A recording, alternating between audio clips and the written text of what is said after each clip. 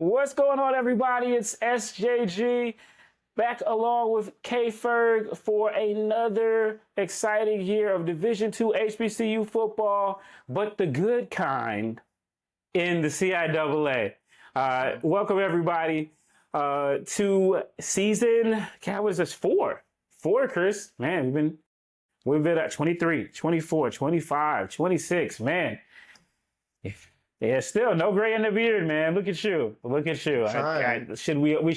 should all be so lucky. But yeah, man, Chris out first.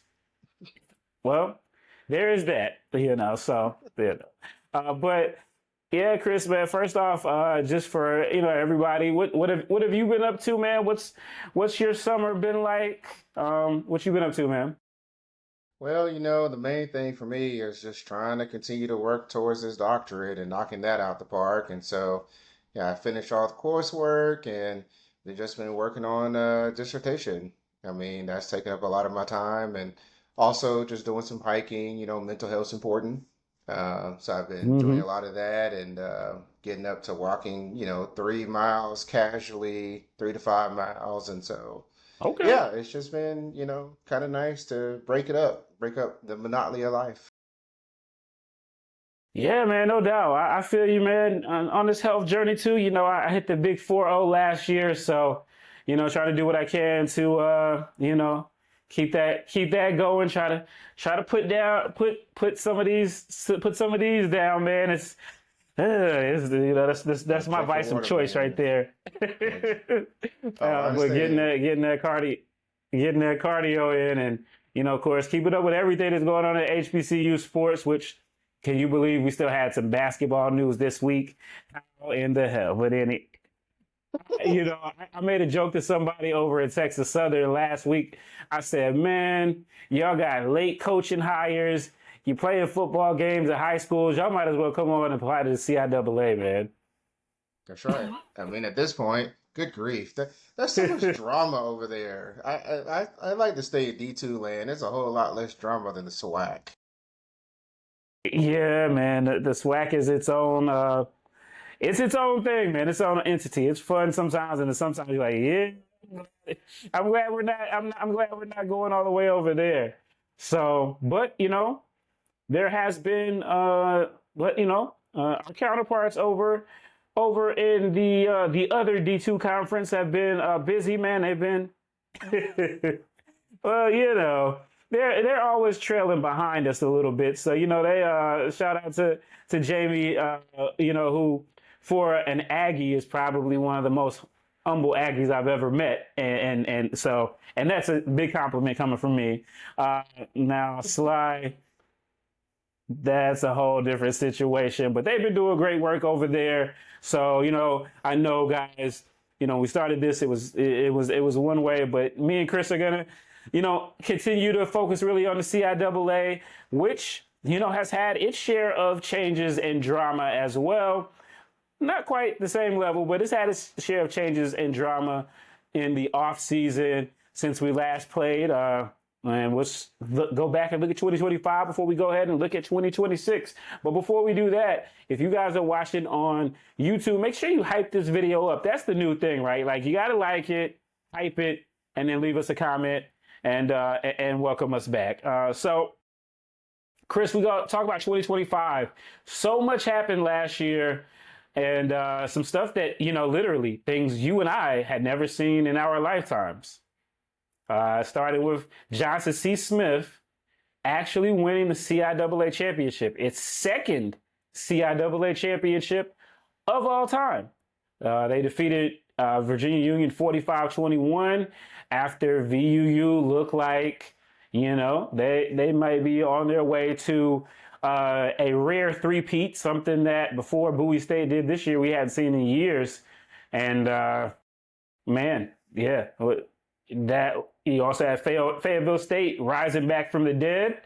So every time we think that we can count out Coach Hayes and those ponies from Murchison Road, hey, they just find some way.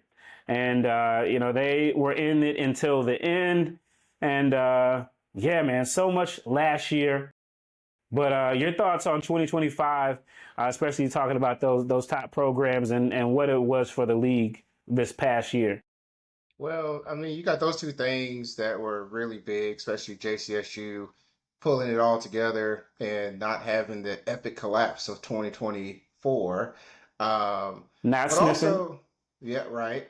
But I think also you had Curtis Allen, the Harlan Hill winner, Mm, which was the first yeah. time ever, that the CIAA kind of been knocking on that door, but finally got through in the amazing performance that he had as well. So, I mean, those are just really, really big deals um, to me from the conference. Also, two teams in the Yeah. playoffs. That's also a big deal. And they Playoffs. both hosted. Right, right. We already started already. Um, and they both hosted first round games, and that was huge. So Yeah. Yeah. Yeah. They both hosted. They both lost. There's that. Virginia Union. I think what was it? What was it?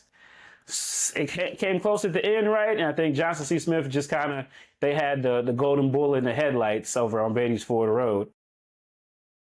yeah, that was a bit of a heavyweight matchup in the first round, and JCSU was kind of a bit limping. They came off of that high, I think, and Frostburg wore them down, and and really with VUU, they sort of got attacked by the Vulcans of California, PA, and they dared VUU to throw, and we kind of knew as the season wore on that that was a bit of a challenge for them. So how did they address that in the offseason is a real question mark.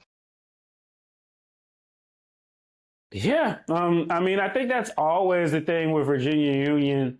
What does their passing game look like?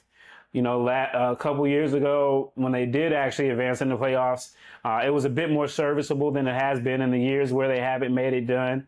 Yeah. So a lot, so we saw that. We saw Fayetteville State end up with a what was it? It was a 7-2 record. 7-2 was it 7-2 or was it six? They 7-2 in CI? No, they Uh, don't play that many games. Um, yeah, I don't think, yeah, they don't play that with games. It but I mean, overall, was, yeah, I'm looking it up right now because I was actually on their page. They were 6-1 in conference, 6-4 overall. mhm. 6-4 overall, including so they were not going to get in the playoffs with that resume. Unfortunately, they played up one game and then losing to UNC Pembroke and things like that. But again, we talked about the playoffs, Chris, and one of the big developments over the summer has been the news that the CIAA has changed the championship format. They teased it back in June when they told us that Commissioner McWilliams Parker was going to be getting her extension, and then some big mouth got on the internet and told everybody what they were going to do. Man, I'll tell you what, people just, yeah, man, some people, man, just got in the way of that announcement. Mm, mm, mm. Mm, mm, mm, mm. Mm. Somebody Shame. couldn't keep their ram mouth shut. But so anyway, we got the official announcement at CIAA Media Day, which Chris was at, that the CIAA is going to be going to have the championship game on Saturday, and on Friday they're going to have the 3 versus 4 game as well. And that is in an attempt to not only put more butts in the seats in Durham, they're going to be 2 different days, but also an attempt to get more CIAA teams in the playoffs. And Chris, your thoughts on that move once you heard what was happening and then once it became official?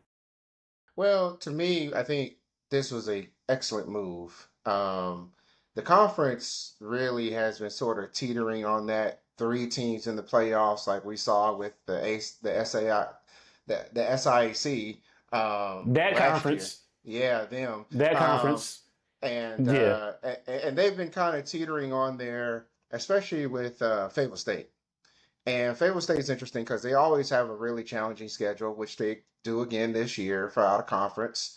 And that 6-4 record was more like 6-3 when you throw out they played Central. That don't count. Well, look at the losses that they had. I was Pembroke, Benedict, Hmm. and JCSU, and they weren't like big Hmm. losses. I mean, they barely Hmm. they lost that JCSU game really late in the game. So they had a Hmm. resume that was sort of appealing, but when you don't have that, that 11th game, or in this case, that 10th game, um, that put them that had them teased early, like Hmm. with 2 weeks left in the season, as a team that could possibly be in, and then they they just didn't have enough, and that's just been a real problem for the conference. And so coaches have been wanting to do this. A lot of coaches have been. I'm glad to see that they do it. The PSAC in Pennsylvania, they do an 11 game schedule, for example, and that's really the biggest competitor. And then the was it the yeah, they're the main ones, I would say. Like everybody else really Hmm. kind of don't matter as much as the PSAC does, because they take up a lot of slots. And I would mention last year, what really did Fayetteville State in was Assumption. So Assumption in Northeast 10 was they were the going into it all. They thought they were going to have one team in from the Northeast 10. Well, guess what? We have automatic bids now, and Bentley beat them to take the automatic bid, and that's pretty much what shut Fayetteville State out of the playoffs. And so this is a nice way to counter that for the third and fourth place team, if they can get one elevated into potentially a third slot, certainly protect two. So I think it's a really good move. Now, will people show out on a Friday, where it's high school football? That's a question. That's a really big question. That's a gamble. Um, why don't all the teams play week 11? Probably because some teams probably realize, like, we're not going to be anywhere close to championship game playoffs anytime soon. So we just rather move Playoffs. on to we just rather go on to the bread and butter of the CIAA, basketball. But there are quite a few You schools that. said it. So, but yeah, I just think that for most schools in the conference, like it gives a lot of teams a lot of good chances. I mean, because there's going to be a lot of competition this year in the conference. Yeah, they say I'm pretty hard on the CIAA. Some people would say could be harder. Who would say that? But some people might say that. But even here, even SJG has to give them a little applause, a little applause. I actually really love this move. I think there's a couple things that go into it. Like you said, it got to get the playoff spot, of course. But I also think that gives that last week of the year a little bit more meaning, as if it needed more. I mean, it is already rivalry week. So, well, for teams who actually have a real rival. But anyway, it's actually rivalry week. But some things could be sewn up. You normally, some years you already know which two teams are going to be in there, but some Yeah. years you don't. So now that gives, maybe some years you have three teams that have legit hopes, and then that's it. But now you're expanding the field to where there could be as many as 5, 6 teams that could Yeah. get a chance to go to Durham and, continually, potentially keep their playoff hopes alive, or at least give their team to give themselves a chance to play another game within the flow of the season and not have to have the expense of hosting it. Their only expense is going to be to travel. And I mean, the great thing about Durham is it is pretty centrally located. I mean, I guess other than maybe the extreme outliers like Bluefield State ECSU and Lincoln. I think for everybody else, Durham is no more than 4 hours away. Yeah, yeah, yeah. Because it's right off of, and 95, 85 is going to split up in Petersburg, and then you'll just be straight down 85. So I think it's pretty centrally located. I mean, and I don't think anybody has to worry about Lincoln or Bluefield State getting into the top 4. Prove me wrong. We're going to go ahead and start early. ECSU, I'm gonna give you an outside chance. You guys, we'll talk later about the season. But I'm sorry, in terms of Lincoln and Bluefield State, y'all ain't coming to Durham anyway. So yeah, for pretty much everybody that is going to be in play for, it can still be a day trip or a one night trip at most. So because it is going to be played at night. So yes, yeah. For once, we will give our first of the year to the CIAA. All right, Chris. Let's look forward. We have a lot of changes. Now we did have a couple of coaching changes. I know covering the HBCU sports in general, the CIAA kind of has had a lot of consistency. You can stay at the CIAA without winning a championship, without winning 7 games, 8 games, consistently winning for a while. Unfortunately, well, depending on who you ask, you can stay there for a while, and they're not as quick to pull the trigger in most instances. But this year we did have a pair of CIAA coaching changes. At 2 programs that have fallen on hard, desperate, destitute times, and that is Bowie State University and Winston-Salem State University. So we had Dawson Odom come in and eventually be the replacement for the head coach over at Bowie State, who I think he still has a really bright future in this sport. He got this job really young, and just kind of it's tough to fill in Damon Wilson's shoes. And then obviously we had Torrey Woodbury getting hired at Winston-Salem State University for his first head coaching job. Chris, what are your thoughts on the coaching changes? And we've had them for a while, but just your thoughts on them and these 2 guys at these 2 places overall. Well, Dawson Odoms, has done some winning, and he did so at Southern. So I think that you got to give some credit there. I think Norfolk State was just a little bit harder place to win overall, even though, like, for him, that's closer to home. So certainly get it. But he's got a roster that just isn't holding up very well at Bowie State, that he's got to, build up. And, one of the successes of Bowie was the fact that they got a lot of local kids, and they could, like, piece things together. And so they got to stabilize, like, the quarterback spot. That's been a revolving door. And it sounds like they've got some good pieces at running back, for sure. But and then the defense. I mean, the defense is giving up too many points. So there's some rebuilding to do. And now Winston State has been sort of like the mark of mediocrity, lately, except for that one breakout season that they had, and it turned into a championship or bust. Well, we kind of know how that turned out. So Woodbury comes in, and he definitely has energized the program a lot more.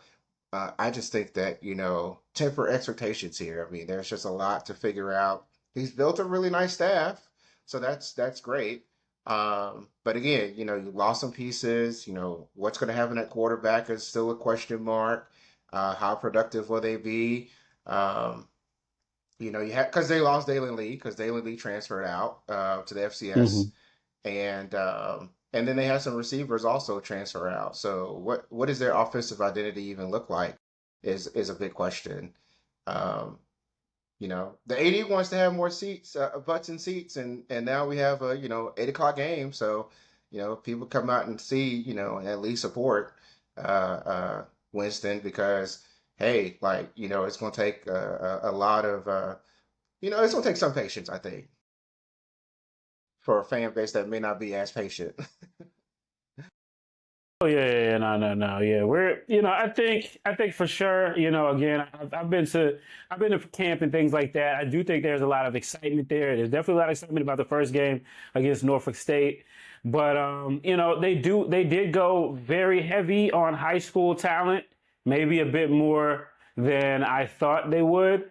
Um, and I don't know how much of that was by necessity or preference. But either way it goes, they do have the full 36 this year, so depth should not be as big of an issue. I think they're going to be a team that by the second half of the year, they're going to have to get through that first half of that schedule.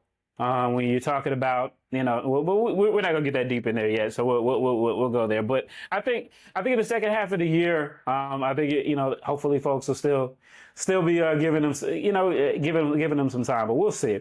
So before we get to that, we also not only the coaching changes, but of course the portal. And Chris, I know that you kept up with this as meticulously as you could, but my thing with the portal, since we've had a portal, has always been for all of our sports, but especially D2, and especially to me, it's like everybody that makes 3 first downs in the year, I feel like they're going to try to get in the transfer portal. Everybody feels like that they were a D1 player, and it's very rare that you're going to have someone who, at this point in age, when you can leave at any time you want to, that's not going to try itself. You look even at Dalen Lee, obviously the change in the head coaching there, but, he's the second all-time leading passer in Winston-Salem State history. If he comes back this year, there's probably a good chance that he breaks that. But, hey, everybody wants to be Division One. Everybody wants to get NIL and get paid. Even though I did see that Fayetteville State said that they did have some players get NIL last year, so that's interesting. I'm going to be really interested to hear about that. But yeah, talk about the transfer portal. Some of the names that won't be coming back due to the portal. I Some of think, the biggest holes to fill from the portal. well, to me, the face of the portal in terms of overall production, you'd have to look at Livingstone, who had their defensive lineman They had some big go into the losses portal there. and huge, huge, huge losses. I mean, that to me, that's a really standout. You look at Kenyon Garner, went to the BCS, and they had other guys go to the FCS as well on that defensive front. So I think that by itself is a big one. Brevin Caldwell, he was hurt last year.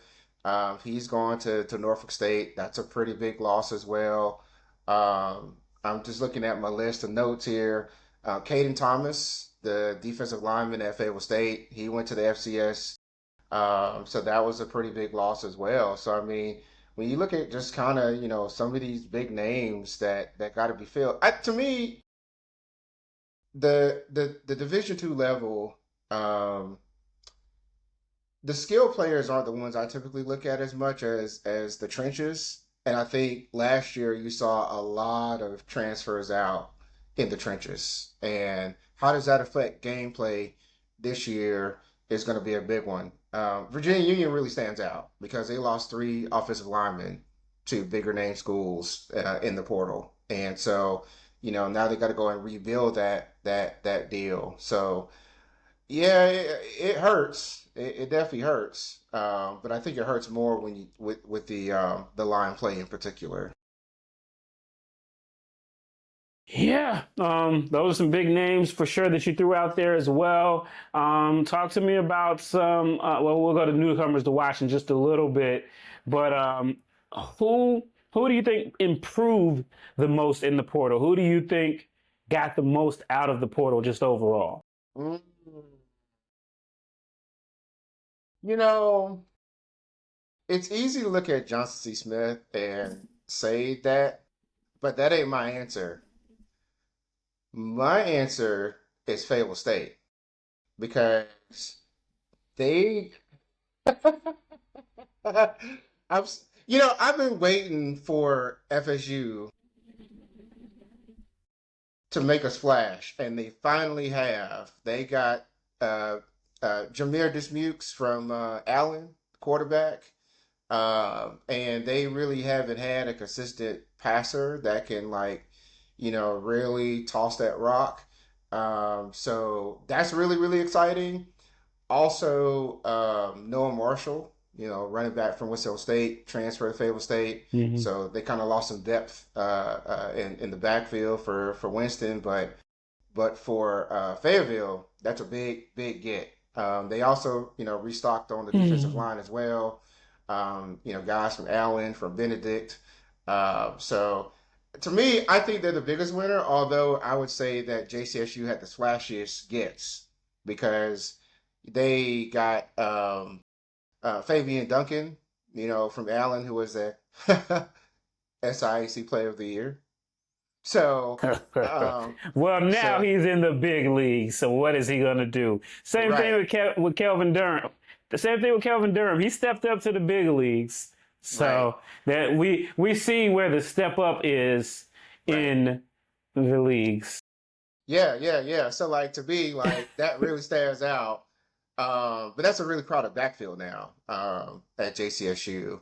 But other players that they got like Jaquan Albright from UNC Pembroke, that's a huge get in the wide receiver when you lost Biggie Proctor, and really helps them out even more. So, and also they got the kicker from Pembroke as well because they lost their kicker. Lucas Smolin went to the FCS, and so that's huge. But JCSU was already had a lot of really good depth. Um, but now it's they're even stronger. It looks like. So I know, I Hmm. know it's painful for me to say that too. But yeah, they got a taste of that Yeah. playoffs last year, and you could tell that they're just hungry for more. They're trying to get to that what I call the year two of the playoffs, where you actually win a game in the playoffs. They got a taste it. They liked it. So All right, all right. As we continue on, oh man, all right. It's buy or sell. The CIAA predictions. CIAA predictions. So, Chris, you were actually in the room at CIAA Media Day. I was not. I was in Birmingham at the SWAC Media Day because why do they keep having the CIAA Media Day the same Ram day as they have the SWAC Media Day? I don't know. But Chris, you were there. So you were in the room as the predicted order of finish was announced. So let's play a little bit of buy or sell. CIAA preseason prediction. Uh, Lincoln, are you buying them as number 11 or yeah, selling? I'm buying them at the bottom right now. I think that Lincoln, they had quite a bit of transfers as well, transfers out. I mean, I don't know what the roster looks like right now, but ooh, gosh, it's a challenge, and they have a challenging schedule too. They're opening up with neighbor Westchester, and then going to Mississippi Valley. So, um, yeah, I'm just not quite sold just yet that they can get out of the basement right now. All right. Then we have number 10, Shaw.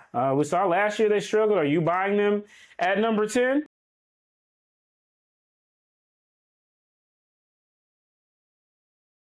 I really want to say no, but I think the question is who replaces them, and that's a bigger question to me. I can't wait to see them play Ferrum. Is that going to be their big get back game? That's a game they should have won last year. Um, if they can do that, I feel like it's going to look even better. But right now, yes, because I don't know who will replace them All right now. right. I just don't see it. All right. All right. Are we buying Bowie State at number 8?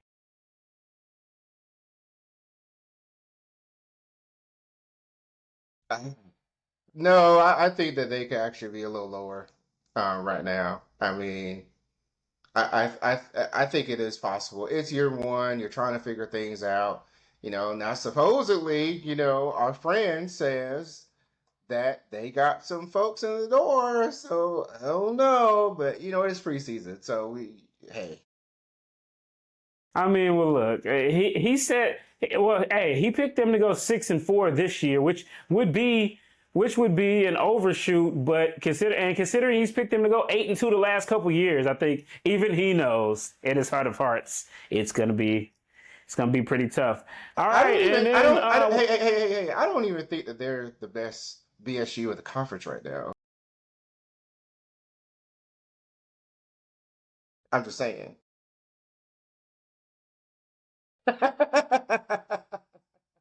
I'm just saying. I'm minding my Ram business on that one right there, buddy. Speaking of the Rams, we'll go ahead. They were picked to be number 5. Now I didn't know where they were going to pick them this year. They picked them number 5. Are you buying or selling them being number 5? Tail, tail, tail. No, that's too high. It's too high. It's too high. We don't know. Like, are we returning back to the darker days of like, the quarterback can't really get, more than 3-4 yards down the field, and we're gonna run the ball, and by the Jesus. third quarter, the team is worn down, even though they have a lead, and they're trying to hang on for dear life and they can't. Like, are we back to that point? And okay, so like the other thing too that really stands out is I'm really curious to see what the secondary looks like, because the one thing I felt like Robert Massey did very well, for all the things that people say, is he was a cornerback, and he was a good cornerbacks coach. And so, Winston at That's what he's least, coaching now, right? yeah, that's what he's doing, Mm-hmm. now at At JCSU. Smith. So, Mm-hmm. yeah, so Yeah. I think that, like, you at least lose some of that focus as well. So, again, how does all this turn out? And I think that that's a lot of pressure in year one to get to 500 when Winston has not been consistently churning out 500 seasons anymore. So I think that's a little too high. I think that there are some teams that I could easily replace that high. Hmm.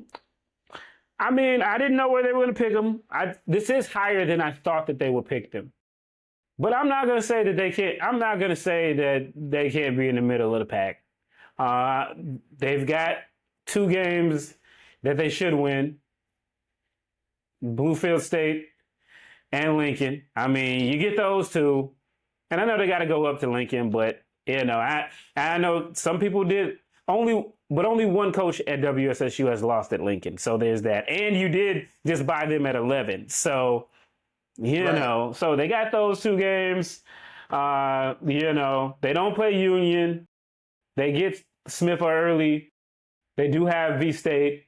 And, I think some of those other games are toss ups. I do think we're going to see. We're going to see. I think they could be a little lower. I also think they could be higher. I kind of actually find probably might be the right pick for them. So we'll see. We'll see. But Chris is not buying it. All right. So are you buying Fayetteville State at number 3? Right now, ooh, man, that's a tough one because you got, really 4 teams that we're looking at right now, and who's number 4 out of that 4? Yeah, I don't think it's JCSU. Um, yes, I'm going to buy him at 3. I'm going to buy him at 3. I think that the question becomes if VSU has addressed some of their defensive woes, particularly in the secondary, which they had some transfers out of secondary. VSU is going to be really dynamic on offense, but are they going to be able to have the defense to stop folks? Or are we going to end up seeing shootouts? Is the question.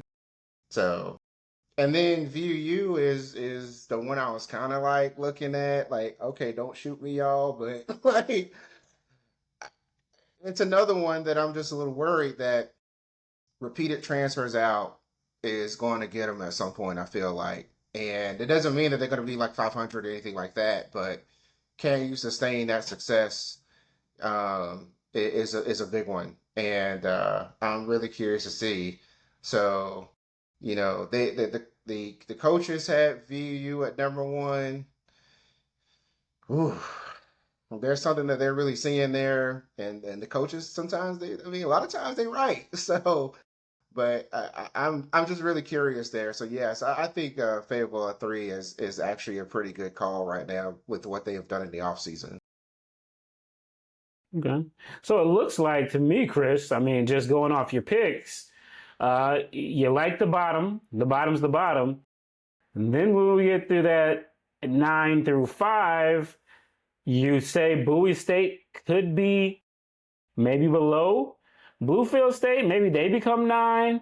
And then, I mean, how would you bump them up? Would you just flip the two of them? Bluefield Yeah. State and Bowie State. Okay, so you flip the two of them. So then you get to that middle. This middle is very interesting. Muy interesante. Shout out to Dr. Brookshaw. Yeah, so 5 through 7, you got Winston at 5, Livingstone at 6, and ECSU at 7. Chris, are you high on Elizabeth City State?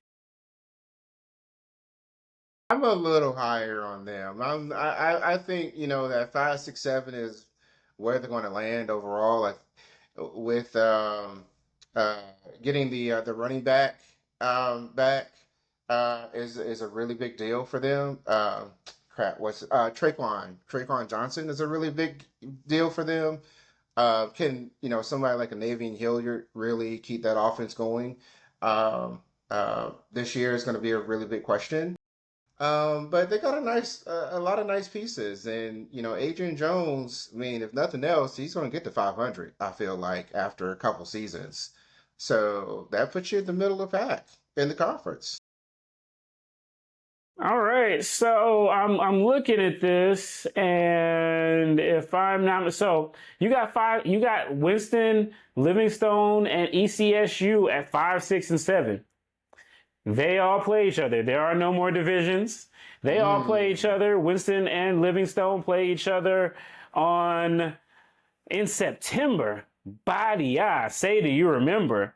We're used to this being like homecoming game or something close to that. So they play them then, and then Elizabeth City takes on Livingstone. They go to Livingstone on the 24th of October, and then they host Winston on Halloween. Ooh. Uh, so you like so do you like so you like ECSU on both of those games? I mean it's early. So because if they're going to be 5, 6, and 7, there's not going to be that much separation between them. I don't. Yeah, right. I don't think that they're going to be a ton of separation at all. I I think that for me, the like Livingstone is going to have a defense. I'm not worried about Livingstone's defense. I am more concerned about can the offense manage those games enough to keep the defense off the field to give them a breather and not overly lean on them. That's my issue with Livingstone. I think, ECSU was like third in the conference, I believe, in scoring. And so I think that they're going to have the ability to put up some points. I mean, you saw what they did at the end of the season last year. Oh my gosh. But they got, have they built up the depth? Because that was an issue for them last year. So, ah, and that's a game. They're so close. I feel like it probably can come down to mistakes at that point. Because it's going to be hard to Man, recover from those. I mean, maybe I put too much stock in this, man, but there's just a big scholarship gap with Winston and ECSU and, Livingstone. Winston's going to win both of those games. Both of them are on the road. I'm sticking my ram chest out right here, right now. Winston is going to go to the blue turf. Now, I say this with respect to the blue turf because the blue turf, crazy things happen there, and it's not an easy place. It's not an easy place to win. But yeah, man, and they're definitely gonna go to ECSU and win too. So I'm sticking my Ram chest out there. I do think that Winston will be on top of them. I think ECSU. I think you're probably a year early for them. I think you're probably a year early for them, to me. But that's just my prognostication. So yeah, man. As we continue, man. Thanks for everybody that's watching. I know we got to get Chris out of here before too long. But talk to me, man, Chris, about some of these newcomers to watch and that you're interested in. Well, I kind of let the cat back about a couple. I really want to see how good this three-headed monster at running back is going to be at JCSU. You got Fabian Duncan coming in. You got Bobby T. Smith and Kamaro Edmonds, who was the starter before he got hurt, is a big one to me. As far as I remember, on defense for JCSU, there's a name out there that a couple of folks might be familiar with, Jalen Galat, who was a defensive back and went to the FCS. And as far as I know, he went to JCSU, and then also Anthony Benyard, who was a defensive lineman at Fayetteville State, and he'd been not playing for a couple years, and now he's back. And I'm really curious to see how that plays out as well. Somebody check his birth certificate. I'm kidding. We got limitations on this stuff now, buddy. So 5-year and everything like that. So okay. All right, and yeah, man. Well, again, Chris, see if there's anything else. Again, we talked about it a little bit, but the conference schedule flipped some this year. Normally you play your crossover games, and then you get into your division schedule, but we haven't had the divisions for the last 2 years, so there have been phantom games that haven't counted for everybody. But this year, the CIAA games will count, and we thank the CIAA football gods for that. Yeah, they finally will count. So, yeah, Chris, what are your thoughts on this schedule flip up? Do you like it? I mean, we have the old predictability of, kind of knowing you're going to play this team, this team. How do you think? Do you think that this changes anything? I know back, we've seen sometimes where, certain parts of the conference are stronger than others. So once you get past those crossovers, you kind of have smooth sailing for a while. Do you think this adds something to the season? I kind of do, but what do you think? I think it does help out a lot with avoiding some of that. You get the sort of cruise. We kind of saw that with Fayetteville State for a number of years, that they had an easier path to the championship game, and before that, we kind of saw that in what was the old CIAA North too. Virginia State, Bowie State, and ECSU all went on runs. This variability really helps. I don't even think JCSU and VU play this year in the regular season. So there's that. Now, I think the third place game also helps to offset some of that too. So I'm glad to see that there's a way to kind of go about it. And then now you have a bye week. Teams are really taking week 0 and finding that to be really helpful. And roster management and trying to keep players healthy. So, I think that all of that comes together to put together what I think the CIAA has done is a really nice job with overall scheduling and within the conference now. So I like it. Chris, I don't know, man. The folks over in Charlotte better enjoy this. I don't know when they're gonna get this many claps again from us, but hey, it's early in the year. Everybody's optimistic. It's like the first day of school. Everybody's all nice and stuff, So there we go. Yeah, and so we got all that going. Yeah, man. 11 teams and all of those things, man. We're in for a great season of CIAA football, the premier HBCU Division II conference. Yes. Period. There's here, and then there's the others like down here, you know. Womp womp. So, and then those other guys. But look, guys, Chris has got some stuff to get done, and we're going to go and we're going to post this up. This is not live, so it's a little bit unusual. Let us know how you like this. I know you guys love to talk to us and interact with us. We're going to figure out if we're going to do this live or kind of keep it this way. We'll see how it goes. Let us know in the comments. And Chris, man, excited to get this thing going back, man. I know it's been a second. So next week we'll talk about we'll preview week 0, which I guess now because everybody's playing pretty much as week one. But hey, whatever's clever, you know, we'll go with it. But again, appreciate everybody for tuning in. Make sure you like and hype up the video and let us know who you think. Let us know who you think is underrated and who's overrated in the CIAA heading into this season. All right, guys, I appreciate it, and we will catch you in the next video. Peace.